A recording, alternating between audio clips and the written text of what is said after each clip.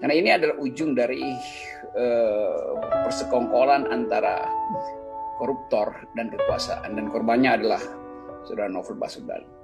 Dicatat aja bahwa pernah dalam satu periode, yaitu periode Presiden Jokowi, dua lembaga utama yang menjadi induk dari pikiran reformasi, yaitu keadilan melalui Mahkamah Konstitusi dan pemberantasan korupsi melalui KPK, akhirnya bubar ketika belum selesai menunaikan tugasnya.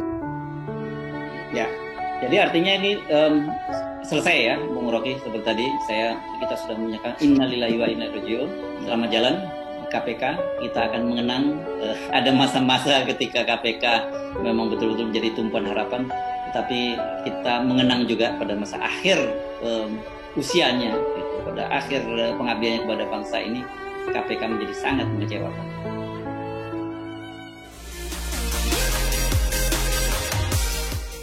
Halo, assalamualaikum warahmatullahi wabarakatuh. Innalillahi wa inna ilaihi raji'un. Telah berpulang dengan tenang Komisi Pemberantasan Korupsi. Itu kabar yang kita terima sejak kemarin, Bung Rocky. Kemudian ada kabar 75 orang, ini termasuk Novel Baswedan, bakal dipecat karena tidak lulus assessment di KPK. Wah, jadi duka cita itu. Tapi kita tahu bahwa KPK itu tewas bukan karena COVID, melainkan karena stupid itu.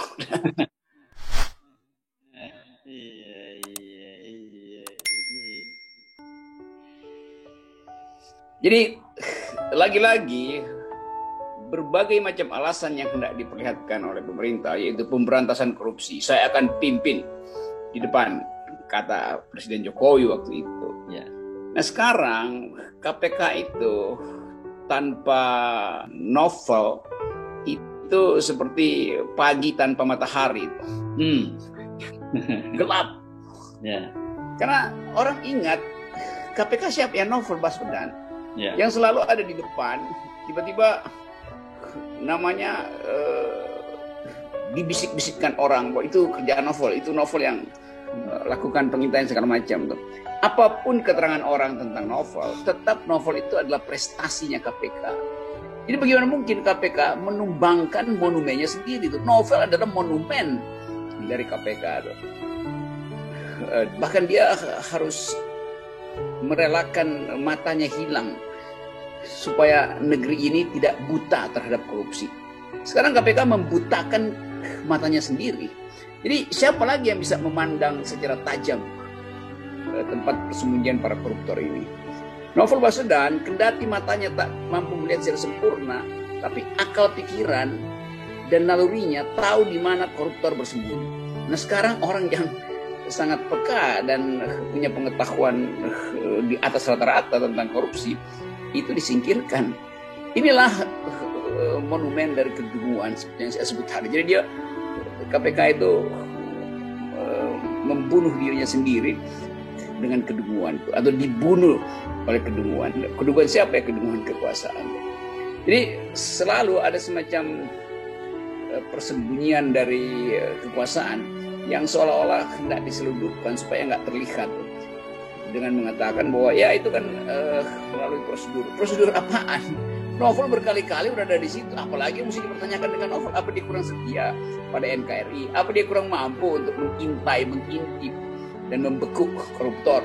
Hanya mungkin tidak bisa menjawab satu pertanyaan itu kan, atau Novel mungkin dengan fasih menjawab dengan kejujuran.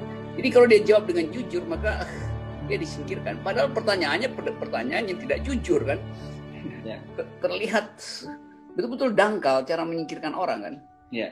Jadi mau nangkap Novel tapi diumpankan dulu 13.000 ASN atau 300 ASN diuji di situ hanya untuk menangkap menjebak Novel. Tapi Novel juga tahu bahwa itu jebakan. Dia nggak peduli sebetulnya. Yang peduli adalah publik, karena menyayangkan ada mutiara yang akhirnya kalau bahasa Latinnya itu Margarita Anteporcos. Mutiara itu disodorkan di depan babi. Jadi ini yang terjadi sebetulnya. Kita ingin mutiara itu disimpan sebagai perhiasan yang akan diingat oleh generasi ke depan bahwa ada mutiara yang pernah merelakan hidupnya untuk membasmi koruptor itu Novel Baswedan. Ya. Tapi kalaupun dia dihilangkan hari ini, bekasnya nggak mungkin hilang.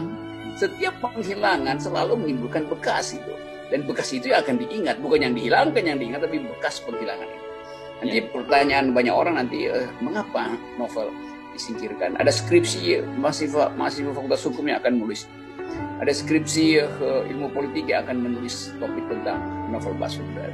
Karena ini adalah ujung dari persekongkolan antara koruptor dan kekuasaan, dan korbannya adalah saudara Novel Baswedan. Nah, sekarang kalau kita lihat peta lembaga-lembaga negara ini sempurna sudah kan. Kematian dari KPK ini menyempurnakan kekuasaan sepenuhnya di tangan pemerintah. Ya. Jadi artinya ini selesai ya, Bung Rocky. Seperti tadi kita sudah menyatakan innalillahi wa inna ilaihi raji'un. Selamat jalan KPK. Kita akan mengenang ada masa-masa ketika KPK memang betul-betul menjadi tumpuan harapan, tetapi kita mengenang juga pada masa akhir usianya gitu. Pada akhir pengabdiannya kepada bangsa ini, KPK menjadi sangat mengecewakan.